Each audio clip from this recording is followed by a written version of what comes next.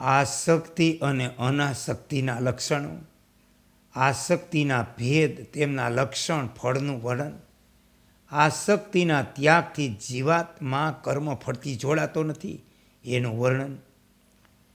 શ્રી રામે પૂછ્યું કે ભગવાન, કેવા પ્રકારનો સંગ મનુષ્યોના માટે મોક્ષદાયક કહ્યો અને કેવો સંગ બંધનકારક કહ્યો, તથા તે બંધનમાં નિમિત્ત થનારું કયું કારણ છે, તથા બંધનના કારણ એવા તે સંગથી નિવૃત્ત કઈ રીતે થઈ શકાય. શ્રી વશિષ્ઠજીએ કહ્યું, રઘુનંદન, શરીર ક્ષેત્ર અને શરીરી ક્ષેત્રજ્ઞ આત્માનો જે વિભાગ છે, શરીર જડ છે અને આત્મા ચેતન, આવો જે અનુભવ છે તેના અભાવમાં માત્ર દેહ જ આત્મા છે. આવી ભાવનાથી જન્મેલાનું દેહાભિમાન સંગ છે અને તે જ બંધનનું કારણ. દેશ કાળ વસ્તુથી અપરિચ્છિન્ન હોવાના કારણે આત્માનું સ્વરૂપ અનંત છે, પરંતુ અજ્ઞાનવશ તેને મર્યાદિત માની લેવાથી જીવ પોતાના માટે સુખની તૃષ્ણા રાખે, તે જ સંગ છે અને તે જ બંધનનું કારણ. આ સંપૂર્ણ દસ્ય જગત પરમાત્માનો સંકલ્પ હોવાથી પરમાત્મા સ્વરૂપ છે. પછી હું તેમાંથી કોની ઈચ્છા કરું, કોનો ત્યાગ કરું? આ પ્રકારની ધારણાથી ઉત્પન્ન થનારી જે જીવન મુક્તિની અવસ્થા છે તેને તમે અસંગ સ્થિતિ સમજો. ન તો હું છું, ન બીજું કાંઈ છે. તેથી વિષયોના સુખ હોય કે ન હોય એવો નિશ્ચય કરીને જેનું અંતકરણ અહમતા મમતા આસક્તિ રહિત થઈ ગયું તે મનુષ્ય મુક્તિનો અધિકારી કહેવાય.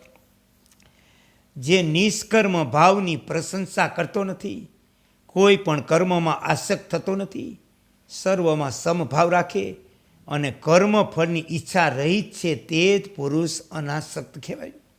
માત્ર પરમાત્માના સ્વરૂપમાં અટલ સ્થિતિના જે મહાત્માનું મન હર્ષ શોક ઈર્ષાને વશીભૂત થતું નથી, તે જ અનાસક્ત છે અને તે જ જીવન મુક્ત છે. જે મનુષ્ય તમામ કર્મો તેના ફળ વગેરેને મનથી સારી રીતે ત્યાગ કરી દે તે અનાસક્ત કહેવાય. એ શ્રીરામ, વૃક્ષ એક જગ્યાએ સ્થિત રહે પોતાના સ્થૂળ શરીરથી ઠંડી ગરમી વગેરેના દુઃખો સહે તે તેના પૂર્વજન્મોના અહમતા મમતા આ શક્તિપૂર્વક કરેલા કર્મોનું જ ફળ છે. પૃથ્વીના પલાણમાં પડેલો કીડો પીડા સાથે જે સમય પસાર કરે તે તેના પૂર્વજન્મના અહમતા મમતા આ શક્તિપૂર્વક કરેલા કર્મોનું જ ફળ છે. જેનું પેટ ભૂખની પીડાથી પીઠ સાથે ચોંટી ગયું, બુદ્ધિ દુઃખોના ભયથી હંમેશા ભયભીત રહે, એવું પક્ષી જે વૃક્ષની ડાળીઓ પર રહી સમય પસાર કરે તે તેના પૂર્વજન્મના અહમતા મમતા અને આસક્તિપૂર્વક કરેલા કર્મોનું જ ફળ છે. ધરો અને ઘાસનો આહાર કરનારું હરણ શિકારીઓના બાણોના ઘાથી પીડિત થઈ મરી જાય તે તેના પૂર્વજન્મના અહમતા મમતા અને આસક્તિપૂર્વક કરેલા કર્મોનું ફળ. આ બધા જ અસંખ્ય પ્રાણીઓ જે નદીના તરંગોની જેમ વારંવાર ઉત્પન્ન થઈ વારંવાર વિલીન થઈ રહ્યા તેમના પૂર્વજન્મોના અહમતા મમતા આસક્તિપૂર્વક કરેલા કર્મોનું ફળ છે. વેલ અને તણખલાની જેમ શક્તિની સ્થિતિને પ્રાપ્ત થયેલા મનુષ્યો હાલવા ચાલવાની શક્તિહીન થઈ વારંવાર મરે તેનું કારણ તેમના પૂર્વજન્મના અહમતા મમતા આસક્તિપૂર્વક કરવામાં આવેલા કર્મોનું જ ફળ છે. એ રાઘવ, આ આસક્તિ બે પ્રકારની હોય. એક વંધા એટલે કે વંદની, બીજી વંધ્યા. વંધ્યા આસક્તિ તમામ અજ્ઞાનીઓની છે.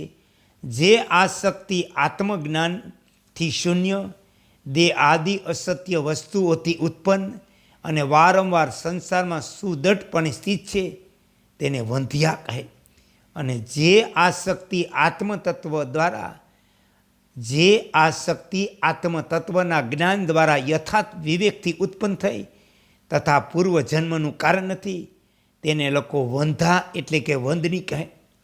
આ વંધા આસક્તિનો જ પ્રભાવ કે જે આત્મતત્વના વિજ્ઞાનમાં કુશળ સિદ્ધો, લોકપાલો, બીજા અનેક મુક્ત પુરુષો આ જગતના મંચ પર અધ્યાત્મ જ્ઞાનથી યુક્ત થઈ રહે.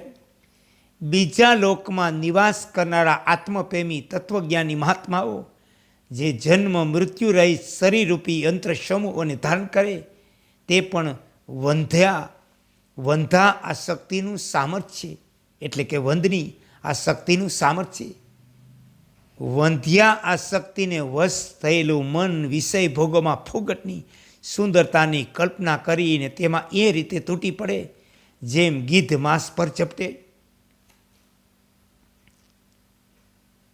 વંધ્યા આસક્તિના પ્રભાવથી બ્રહ્માંડ રૂપી ઉમરડાના ફળમાં મચ્છર જેવા સ્ફુરિત થઈને સ્વર્ગમાં દેવતાઓ, પૃથ્વી પર મનુષ્યો, પાતાળમાં નાગો અને અસુરો સ્થિત છે. આ બધાય અસંખ્ય પ્રાણીઓ જે નદીના તરંગોની જેમ જન્મે અને મરે, પડે અને ઉઠે, આ બધા વંધ્યા આસક્તિનો ચમત્કાર છે. આ વંધ્યા આસક્તિનું જ પરિણામ કે આ બધાય પ્રાણીઓ ઝરણાના જળ કણોની જેમ વારંવાર ઉત્પન્ન થઈ ફરી નષ્ટ થઈ રહ્યા. એ શ્રીરામ, શૂન્ય આકાશમાં માત્ર મનની આસક્તિરૂપી રંગ દ્વારા સંકલ્પપૂર્વક જે આ જગતરૂપી ચિત્ર બનાવવામાં આવ્યું તે કદીએ સત્ય હોઈ શકતું નથી. આ સંસારમાં આસક્તિપૂર્ણ મનથી વ્યવહાર કરનારા મનુષ્યના શરીરોને તૃષ્ણા એ રીતે ક્ષીણ કરે જેમ અગ્નિની ઝાડ તણખલાઓને ભસ્મ કરી નાખે, જેમ સમુદ્ર કિનારાની રેતી અને તેના ઝીણા ત્રસ રેણુની ગણતરી કરવી અસંભવ, તે જ પ્રમાણે જેની બુદ્ધિ સર્વથા વિષયોમાં આસક્ત છે તેમના શરીરોની સાચી ગણતરી કરવામાં કોણ સમર્થ છે? કોઈ નહીં. એ રાઘવ, વિષય આસક્ત ચિત્તનો મનુષ્ય દુઃખોના કારણે ક્ષીણ થઈ જાય જેથી તે ધગધગતા નરક અગ્નિમાં ઈંધણ રૂપે કામ આવે. કેમ કે તે નરક અગ્નિઓ તે ઈંધણ દ્વારા બળતા રહે. આ પૃથ્વી પર આ જે કંઈ દુઃખો દેખાઈ રહ્યા એ બધાયની કલ્પના વિષય આસક્ત ચિત્તના મનુષ્યો માટે થઈ. જેમ જળની તરંગોવાળી મોટી મોટી નદીઓ કિલોલ કરતી રહી સમુદ્ર તરફ દોડે, તે જ પ્રમાણે સઘળી દુઃખ પરંપરાઓ વિષય આસક્ત ચિત્તના મનુષ્યો તરફ દોડે. જે મન આસક્તિ શૂન્ય, બધી રીતે શાંત, આકાશ જેવું નિર્મળ, અસત જેવું પ્રતીત થતું હોવા છતાં સતરૂપે ભાસી રહ્યું, તે સાધક માટે સુખનું કારણ બને. એ રઘુનંદન, કલ્યાણકામી વિવેક પુરુષે સર્વત્ર સ્થિત રહી, બધાની સાથે રહી, બધા વિહિત કર્મો કરતા રહીને પણ હંમેશા પોતાના મનની અનાસક્તિ અને ક્ષમતા જાળવી રાખવી. તેણે કોઈ પણ કાર્ય કરતાં કોઈ પણ પ્રકારની ચિંતાઓમાં, પદાર્થોમાં, આકાશમાં, પાતાળમાં, પૃથ્વીમાં, દસે દિશાઓમાં, લતાવેલોમાં, વિશાળ વિષય ભોગોમાં, ઇન્દ્રિયોની વૃત્તિઓમાં, અંતઃકરણમાં, પ્રાણ મૂર્ધા તાલુમાં, ભ્રૂ મધ્યમાં, નાસિકાના અગ્રભાગમાં, મુખમાં, આંખની પૂતળીમાં, અંધકારમાં, પ્રકાશમાં, હૃદય આકાશમાં, જાગ્રત સ્વપ્ન સુષુપ્તિ અવસ્થામાં, શુદ્ધ સત્વગુણમાં, તમો અને રજોગુણમાં, ત્રિગુણાત્મક પદાર્થોમાં, ચળ અચળ પદાર્થોમાં, સૃષ્ટિના આદિ મધ્ય અંતમાં, દૂરમાં, નજીકમાં, સામે, નામ રૂપમય કોઈ પણ પદાર્થમાં, પોતાના આત્મામાં, શબ્દ સ્પર્શ રૂપ વગેરે વિષયોમાં, અજ્ઞાનથી જન્મેલી જ્ઞાનપ્રદ વૃત્તિઓમાં, ગમન આગમનમાં, ઘડી દિવસ માસ વર્ષ યુગ વગેરે કાળકલ્પોમાં આસક્ત થવું ન જોઈએ.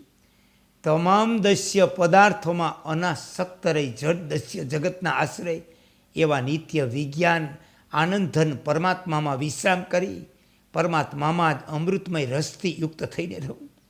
આ પ્રમાણે તે પરમાત્મામાં સ્થિત થયેલો જીવાત્મા તમામ આસક્તિઓથી રહિત થઈ બ્રહ્મભાવને પ્રાપ્ત થઈ જાય.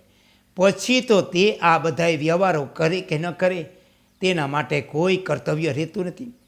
જેમ આકાશને વાદળ સાથે કોઈ સંપર્ક હોતો નથી, તે જ પ્રમાણે પોતાના પરમાત્મા સ્વરૂપમાં રત થયેલો જીવાત્મા કાર્યને કરતો રહી અથવા ન કરીને ક્રિયાજનિત ફળો સાથે લગીરે બંધાતો નથી.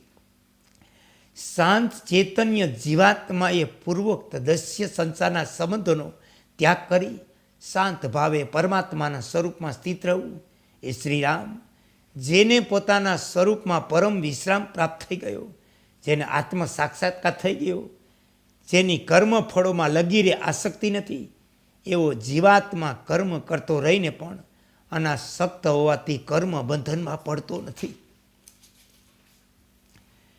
ભાસ અને વિલાસના ચરણમાં કોટી કોટી પ્રણામ.